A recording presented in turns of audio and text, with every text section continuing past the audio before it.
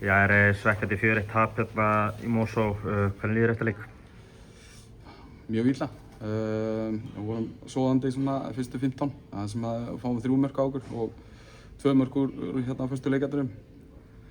Og ég man ekki svona hvort að 4. markið hafi líka verið svoleiðis, en það var allavega mark sem spiluðu í gegn, líklega 3. markið, en við eiginlega bara sofum með verðinum fyrstu 15.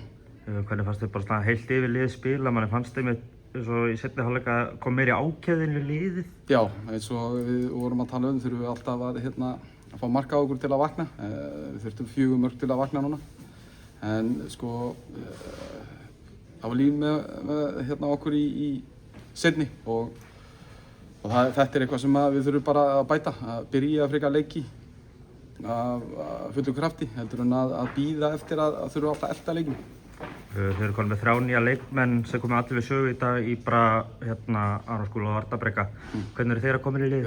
Bara mjög vel og þeir komu hérna 2 í seinni og Íbra byrjaði leikinn og við vorum kannski aðeins svona, tók okkur alveg hálfleik að fatta hvernig leikmaðurinn en leiðum við föttum þá eins og við sáum bara að þetta er mjög góður leikmaður. Það voru sænski dómarar sem dæmdu leikinn í dag. Hvernig fannst þér það? Fannst þér að vera mikið öðruvísi en íslensku dómararnir? Nei, það mætti aðeins leyfa smá hörku að mínu mati og það er miklu betra að láta leiki fljóta. Hann dæmdu stundum svona skringilega og stundum allt í lagi að leyfa leikmönnum aðeins að takast á vellinu.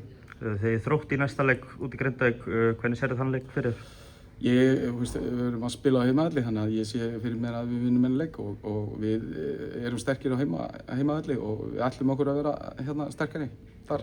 Frábært, takk fyrir.